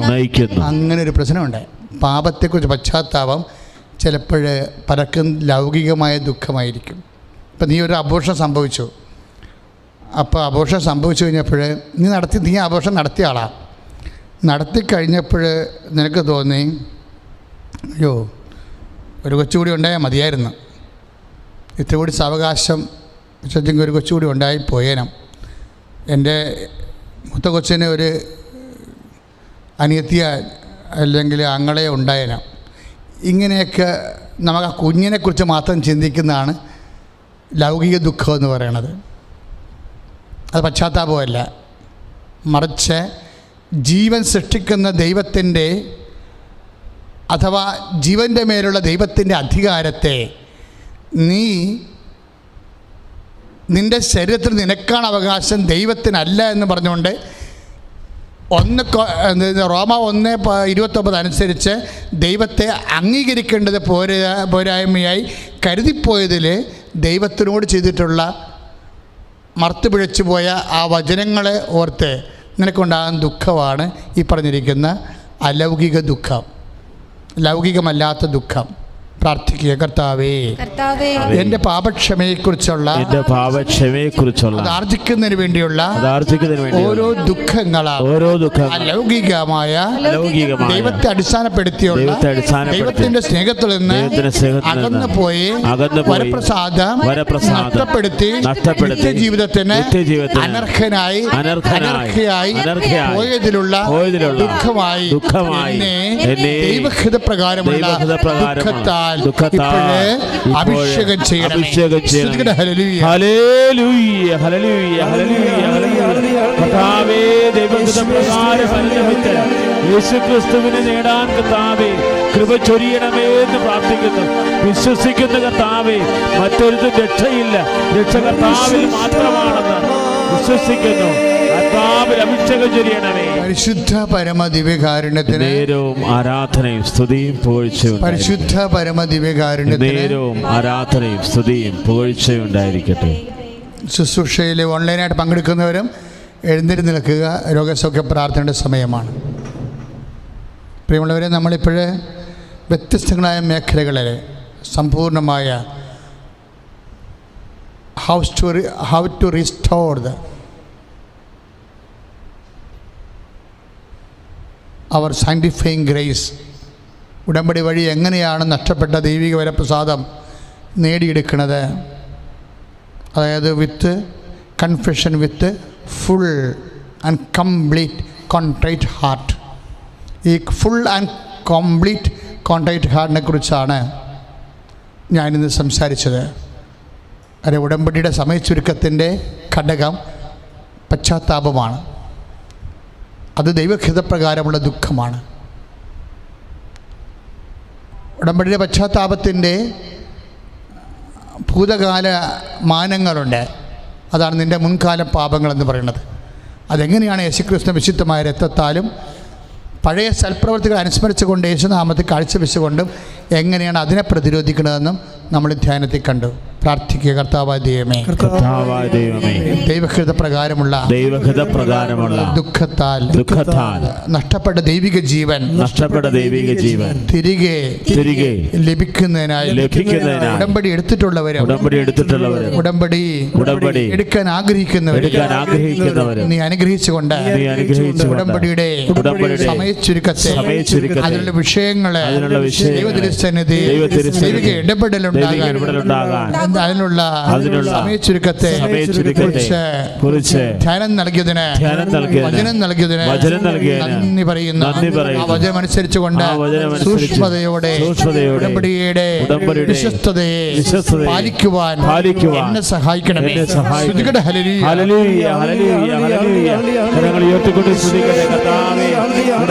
എല്ലാ മക്കളെയും അവന്റെ നിയോഗങ്ങളെയും അവന്റെ വാഗ്ദാനങ്ങളെയും സമർപ്പിച്ച് പ്രാർത്ഥിക്കുന്നു. വിശ്വസ്തയോടുകൂടി ഉടമ്പടി ചെയ്യാൻ ഈശോയെ ആത്മാവിന് വർഷിക്കണമേ. ഹല്ലേലൂയ, ഹല്ലേലൂയ, ഹല്ലേലൂയ. കരങ്ങൾ വീശി യേശുവേ ആരാധന, കർത്താവേ വിശ്വസ്തതയെ യേശുവേ ആരാധന, യേശുവേ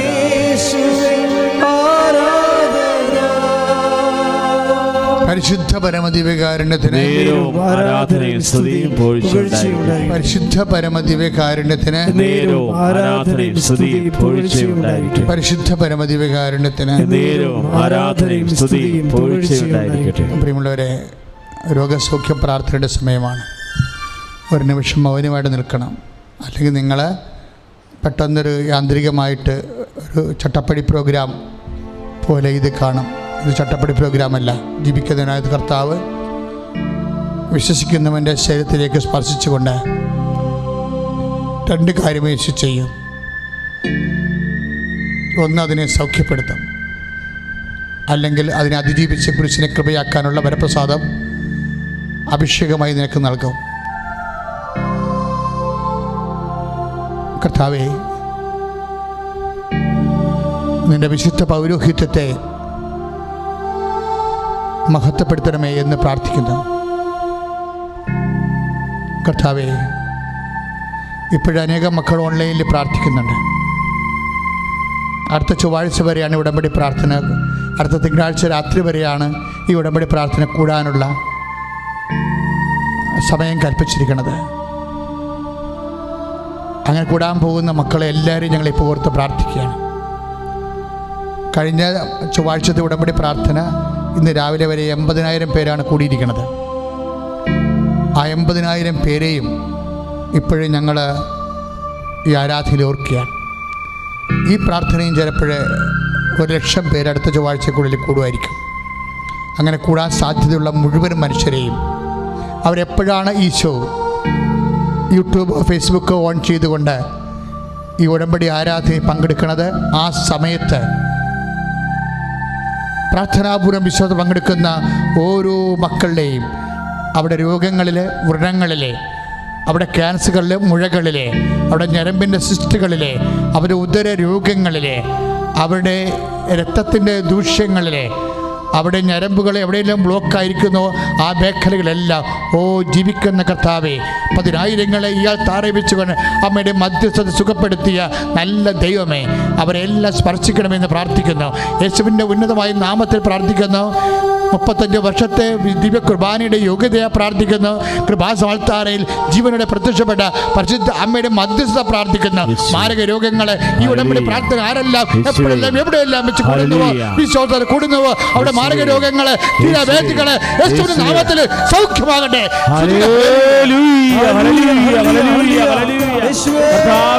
നൽകുന്ന സൗഖ്യങ്ങൾക്ക് നന്ദി പറയുന്ന കർത്താവേ, ആരാധന.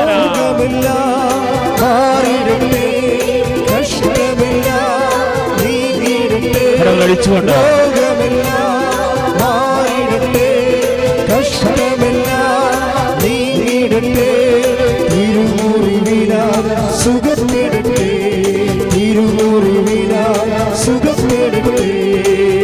പരിശുദ്ധ പരമദിവ്യകാരുണ്യത്തിന് മക്കളെ, ഞാനിപ്പോഴും ഓർത്തത് വിവാഹം നീണ്ടുപോകുന്ന ആൾക്കാരെയാണ്. 34, 36, 33 വയസ്സുള്ള കുറേ ആൾക്കാരെ ഈശോ ഇപ്പം മനസ്സിൽ കാണിച്ചു.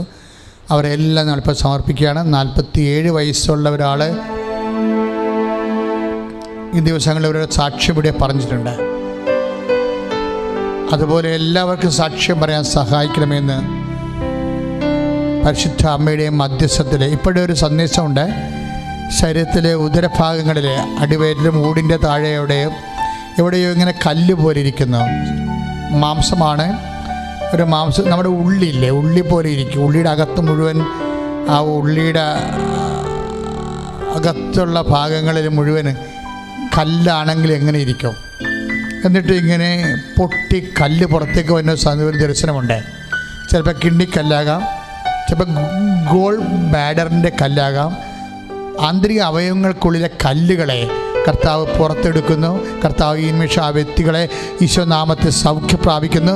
ശ്രുതികട ഹല്ലേലൂയ, ഹല്ലേലൂയ, ഹല്ലേലൂയ, ഹല്ലേലൂയ, ഹല്ലേലൂയ,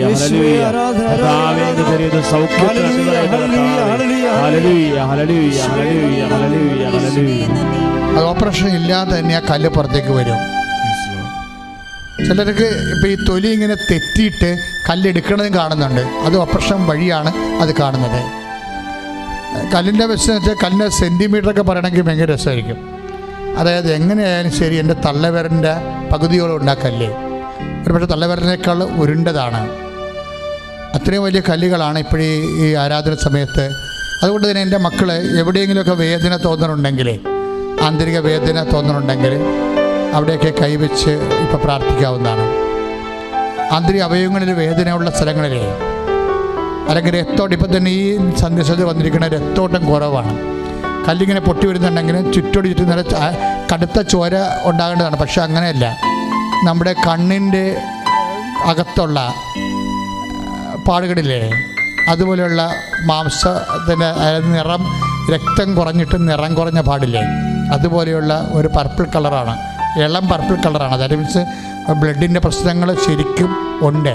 നല്ല ഇൻഫെക്ഷനുള്ള ബോഡിയാണ്. കർത്താവ് സ്പർശിച്ചു കൊണ്ടിരിക്കുന്നു. ഇൻഫെക്ഷൻ ആന്തരികമാണ് ഇൻഫെക്ഷൻ ഉള്ളവരെ അവിടെ കൈവച്ച് പ്രാർത്ഥിക്കേണ്ടതാണ്. ഇപ്പോഴച്ഛൻ പ്രാർത്ഥിക്കാൻ തുടങ്ങുന്നു. ഈശോ ദിവ്യകാരുണ്യമേ, ജീവനോടെ അമ്മ പ്രത്യക്ഷപ്പെടാൻ ദൈവത്തിൻ്റെ കാരുണ്യം കാണിച്ച പുണ്യമായ അൾത്താറ ഇന്ന് 10,000-ങ്ങളെ നീ സുഖപ്പെടുത്തിയതിന് നന്ദി പറയുന്നു. ഇപ്പോഴേ രോഗസൗഖ്യത്തിന് വേണ്ടി പ്രാർത്ഥിച്ചുകൊണ്ടിരിക്കുന്ന എല്ലാ മക്കളെയും അങ്ങനെ തിരുസന്നിധിയിൽ ഓർക്കുന്നു. കർത്താവ് വിശ്വാസമുള്ളവരെ, വിശ്വാസമില്ലാത്തവരെ പ്രഖ്യാപിത നിരീശ്വരന്മാരായ പുനം കർത്താവ്, ഇൻ കേസ് കർത്താവ് ആക്സിഡൻ്റലായിട്ട് കർത്താവ് ഈ ധ്യാനം കൂടാനോ കാണാനോ ഇടയായാൽ അവരെ ആ നിമിഷം കർത്താവ് വൈദാഘാതം പോലെ അടിപ്പിടർ പോലെ കർത്താവ് ദൈവികമായ ശക്തി, ദൈവത്തിൻ്റെ കരുണയെന്ന് കർത്താവ് അവരിലേക്ക് ചൊരിഞ്ഞുകൊണ്ട് മാരക രോഗങ്ങളെ, വ്യാധികളെ, ഉള്ളം കാലം മുതൽ ഉച്ച വരെയുള്ള രോഗങ്ങളെ യേശുവിന്റെ നാമത്തിൽ സൗഖ്യം പ്രാപിക്കട്ടെ. യേശുവേ, സൗഖ്യങ്ങൾ നന്ദി പറയുന്ന കർത്താവേ, കർത്താവേ രോഗസൗഖ്യങ്ങൾ നന്ദി പറയുന്നു. പരിശുദ്ധ പരമ ദിവ്യകാരുണ്യത്തിന് മക്കളെ, തലയിലെ മുഴ പൊങ്ങി വരുന്നവരെ കർത്താവ് കാണിച്ചിരുന്നു. ആ ഭാഗത്തുള്ള മുടി വെട്ടിക്കളഞ്ഞിട്ട് അവിടുന്ന് ആ സിസ്റ്റോ മുഴയോ എന്തോ സൗഖ്യ ഓപ്പറേഷൻ ചിലപ്പോൾ വിധിച്ച കാര്യമായിരിക്കാം. നമ്മൾ തലേൻ്റെ നെറുകയിൽ ആ വ്യക്തിയെ കർത്താവ് സ്പർശിച്ചുകൊണ്ടിരിക്കുന്ന സമയമാണ്. തലയിൽ എവിടെയെങ്കിലുമൊക്കെ ഇതുപോലെയുള്ള മുഴകൾ, തലയോട്ടിലൂടെ പൊങ്ങി വരുന്നവരും അല്ലെങ്കിൽ മൃദുലമായി പൊങ്ങി വന്ന് ചൊവ്വായിട്ട് കിടക്കുന്നവരൊക്കെ അവിടെ സ്പർശിച്ചുകൊണ്ട് പ്രാർത്ഥിക്കുകയാണ്. കൂടുതൽ അപകടം ഉണ്ടാകാത്ത രീതിയിൽ അത് പൂർണ്ണമായി സൗഖ്യപ്പെടാനുള്ളത് വൈദ്യശാസ്ത്രപരമായിട്ടോ ദൈവികമായിട്ടോ സൗഖ്യപ്പെടാൻ വേണ്ടി പ്രാർത്ഥിക്കുന്ന, ദൈവികമായി ഇടപെടാൻ വേണ്ടി പ്രാർത്ഥിക്കുന്ന സമയമാണ്. കർത്താവേ, അങ്ങ് എന്താണ് വിചാരിക്കുന്നത് അത് രീതിയിൽ കൂടുതൽ അപകടമില്ലാത്ത രീതിയിൽ അങ്ങ് മുഴയുള്ള എല്ലാ വ്യക്തികളെയും, ഉള്ളംകാല ഉച്ചവരെ മുഴയുള്ള എല്ലാ വ്യക്തികളെയും, എല്ലിൻ്റെ മുഴകൾ, മാംസത്തിൻ്റെ മുഴകൾ, ചൊവ്വായുടെ മുഴകൾ, ക്യാൻസർ മുഴകൾ, യേശു ക്രിസ്തുവിൻ്റെ ഉന്നതമായ നാമത്തിൽ ദൈവകൃപാനെ ആശ്രയിച്ചുകൊണ്ട് യേശു നാമത്തിൽ പ്രാർത്ഥിക്കുന്ന ആ മുഴകൾ ഈശോ നാമത്തിൽ ഇപ്പോഴേ സൗഖ്യമാകട്ടെ.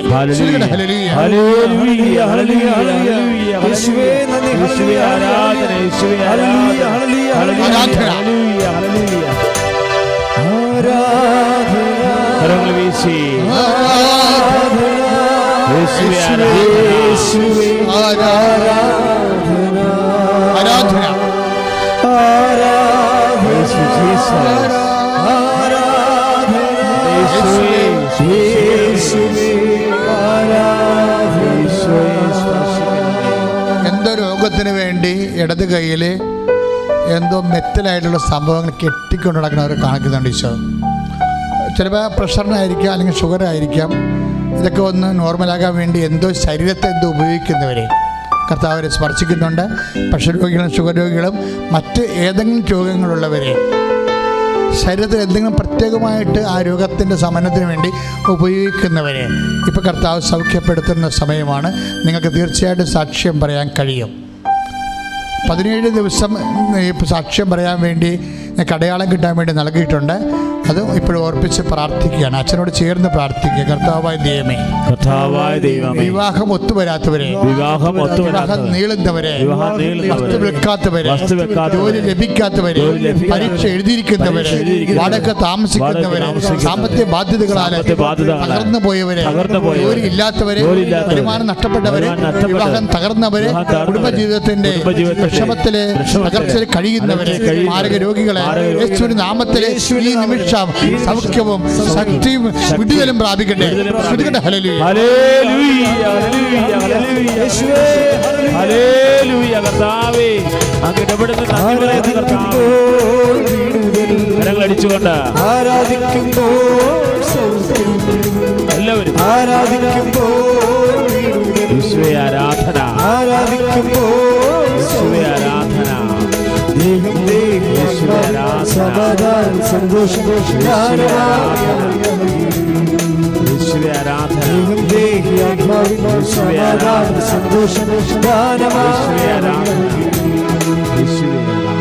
പരിശുദ്ധപരമ ദിവ്യകാരുണ്യത്തിന് ആരാധനയും സ്തുതിയും പുകഴ്ചയും ഉണ്ടായിരിക്കും. കുഞ്ഞുങ്ങളെ കാണിക്കുന്നുണ്ട്. അതിലൊരു കുഞ്ഞിൻ്റെ, ഒരു ആൺകുഞ്ഞിനെ കാണിക്കുന്നുണ്ട്. അവരൊരു 3 വയസ്സ് കാണും. അവൻ്റെ പ്രശ്നം എന്ന് വെച്ചാൽ അവൻ എഴുന്നേറ്റിരിക്കുകയാണ്, പക്ഷെ ആ കാലെ കുത്തി പൊങ്ങത്തില്ല. അവൻ എഴുന്നേറ്റ് വരെ ഇരിക്കും, കൈ ഇങ്ങനെ മടക്കി പുറകോട്ട് വെക്കും. എന്നിട്ട് നമ്മളിങ്ങനെ നോക്കും, അധികം സംസാരിക്കത്തില്ല, കാലെ കുത്തി പൊങ്ങത്തില്ല. അങ്ങനെ ആ കുഞ്ഞിനെ കർത്താവ് സ്പർശിക്കുന്നുണ്ട്. അതുപോലെ തന്നെ അതേ പ്രായത്തിലുള്ള ഗർഭസ്ഥ ശിശുക്കളെയും അതേ പ്രായത്തിലുള്ളതല്ല, കുഞ്ഞുങ്ങളുടെ കൂട്ടത്തിൽ പ്രാർത്ഥിക്കുമ്പോൾ ഇപ്പോൾ ഓർക്കുന്ന കാര്യങ്ങളാണ്. ഗർഭസ്ഥ ശിശുക്കളെയും അതുപോലെ 3.5 വയസ്സുള്ള പ്രായമുള്ള കുഞ്ഞുങ്ങളെയും, അതിൻ്റെ മേൽ കുഞ്ഞുങ്ങൾ അല്ലെങ്കിൽ ഇന്ന് വിളിക്കാൻ പറ്റുന്ന പ്രായം വരെ 5 വയസ്സ് വരെയൊക്കെ ഉള്ള കുഞ്ഞുങ്ങളെ ഇപ്പോഴും സമർപ്പിച്ച് പ്രാർത്ഥിക്കുകയാണ്. കർത്താവേ, ഇതുപോലുള്ള എല്ലാ കുഞ്ഞുങ്ങളും നീ കാണിച്ചു തന്നവരെയുള്ള എല്ലാ കുഞ്ഞുങ്ങളെയും ഇപ്പോൾ ഓർത്തോർത്ത് പ്രാർത്ഥിക്കണം. കർത്താവേ, ഈശോ, കുഞ്ഞുങ്ങളോട് നിനക്ക് എന്തൊരു കരുണയാണ്, എന്തൊരു ഓമനത്വമാണ്, എന്തൊരു സ്നേഹമാണ് കർത്താവേ. ആ സ്നേഹം ദിവ്യകാരുണ്യമേ ഇപ്പോഴേ കുഞ്ഞുങ്ങളെ ഓർത്തുകൊണ്ട് വേദനിക്കുന്നത്. കുഞ്ഞുങ്ങൾ സംസാരിക്കുന്നില്ലല്ലോ, കുഞ്ഞുങ്ങൾക്ക് കാഴ്ച കിട്ടുന്നില്ലല്ലോ, കുഞ്ഞുങ്ങൾ എഴുന്നേറ്റ് നടക്കുന്നില്ലല്ലോ, കുഞ്ഞുങ്ങൾക്ക് അമർന്ന് വീഴുന്നില്ലല്ലോ, കുഞ്ഞുങ്ങൾ നിരകുന്നില്ലല്ലോ എന്ന് ഓർത്ത് വേദിക്കുന്ന എല്ലാ കുഞ്ഞുങ്ങളും യേശുവിന്റെ നാമത്തിൽ സൗഖ്യം പ്രാപിക്കട്ടെ. കുഞ്ഞുങ്ങളെ സ്പർശിക്കുന്ന പറയുന്നു കർത്താവേ, സ്പർശിക്കുന്ന പറയുന്നു കർത്താവേ. ഹല്ലേലൂയ, യേശുവേ ആരാധന, വീശി ആരാധിക്കുക. സ്പർശ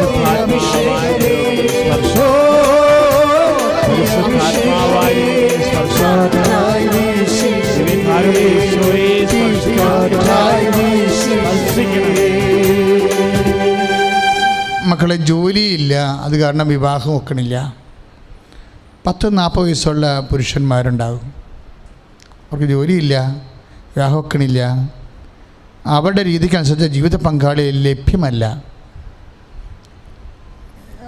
ഒന്നും ചെയ്യാൻ പറ്റാത്ത നിസ്സഹായമായിട്ട് നിരാശപ്പെട്ട് നടക്കുന്നവരെ ഇപ്പോൾ ആരാധനയിൽ പരിശുദ്ധ അമ്മയോട് ചേർന്ന് കർത്താവേ, ഇപ്പോഴങ്ങ് കാണിച്ചു തന്നിട്ടുള്ള ഒരു പുരുഷന്മാരിലെ, അതുപോലെ തന്നെ ആ വയസ്സുള്ള സ്ത്രീകളിലും ജീവിത പങ്കാളിയെ വേണമെന്ന് കട്ടായം ആഗ്രഹിക്കുന്നവരെ, എനിക്കല്ലെങ്കിൽ ഒരു ജീവിതമില്ല എന്ന് അനുഭവം കൊണ്ടറിയാവുന്നവരെ, എല്ലാ വേദനയോടും കൂടി കർത്താവെ ഇപ്പോഴങ്ങയുടെ തിരുസന്നിധി കൊണ്ടുവരികയാണ്. അവരെ നീ കരുണ കാണിക്കണം. അവരുടെ കാര്യങ്ങൾ എന്തു തന്നെയായാലും കർത്താവെ, ഞങ്ങളുടെ കാര്യങ്ങളൊന്നുമല്ല, ഞങ്ങളുടെ കാര്യങ്ങളുടെ എല്ലാം പിന്നിലുള്ളത് നീ ഞങ്ങൾക്ക് വേണ്ടി ചിന്തിയ രക്തമാണ്. ആ തിരുരക്തത്താൽ ഞങ്ങൾ അതിൻ്റെ യോഗ്യതയാൽ പരിശുദ്ധ അമ്മയുടെ മധ്യസ്ഥത്തിൽ അതിന് യാചിക്കുകയാണ്. കർത്താവ് അർഹതയില്ലെങ്കിൽ ഉടമ്പടിയുടെ ശക്തിയാൽ അവർക്ക് വിടുതൽ നൽകണമേ, അവർക്ക് ജീവിതം നൽകണമേ.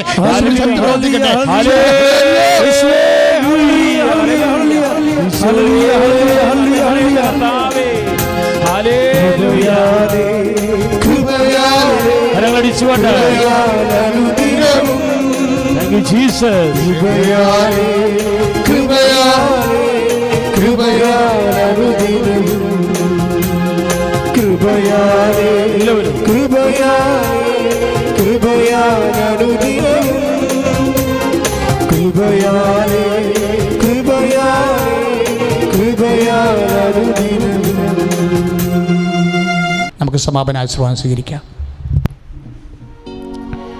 ദിവ്യകാരുണ്യ ഈശോ നമ്മളെ ആശീർവദിക്കാൻ പോവുകയാണ്. നമുക്ക് മുട്ടുമേലെന്നുകൊണ്ട് കേട്ട വചനങ്ങളെയെല്ലാം ഹൃദയത്തിലേക്ക് ധ്യാനിക്കാം. ഉടമ്പടിയിൽ അഭിഷേകം സ്വീകരിക്കാം. കരങ്ങൾ ഉയർത്തി ശക്തമായി സ്തുതിക്കട്ടെ. ഉടമ്പടിയിൽ സമയം എല്ലാ നിയോഗങ്ങളുടെ മേലും കർത്താവിന്റെ കൃപ ചൊരിയുകയാണ്, ദൈവത്തിന്റെ കൃപ ചൊരിയുകയാണ്. എല്ലാ നിയോഗങ്ങളുടെ മേലും തീരാവ്യാധിയിൽ കഴിയുന്നവരെ, മാരക രോഗങ്ങളിൽ കഴിയുന്നവരെ, ക്വാറന്റൈനിൽ കഴിയുന്നവരെ, കൊറോണ വൈറസ് രോഗത്തിന് അടിമപ്പെട്ട് കഴിയുന്നവരെ, അവരെല്ലാം ഈശോ സൗഖ്യപ്പെടുത്തുകയാണ്. കർത്താവിന്റെ കൃപ ചൊരിയുകയാണ്. വിവാഹപ്രായമായിട്ടുള്ളവര്, ബിസിനസ് തകർച്ചയിൽ കഴിയുന്നവര്, സാമ്പത്തിക ഞെരുക്കങ്ങളിൽ കഴിയുന്നവര്, കുടുംബ സമാധാനമില്ലാതെ കഴിയുന്നവര്, തെറ്റായ കൂട്ടുകെട്ടിൽ പ്രേമത്തിൽ കഴിയുന്നവര്, അങ്ങനെയുള്ള കുടുംബങ്ങൾ ഈശോ സ്പർശിക്കുകയാണ്. യേശുവേ ആരാധന, യേശുവേ ആരാധന. ശിരസ്സവീശ് പരിശുദ്ധ പരമ ദിവ്യകാരുണ്യത്തിന് പരിശുദ്ധ പരമ ദിവ്യകാരുണ്യ ഈശോയ്ക്ക് ആരാധനയും സ്തുതിയും പുകഴ്ചയും ഉണ്ടായിരിക്കട്ടെ.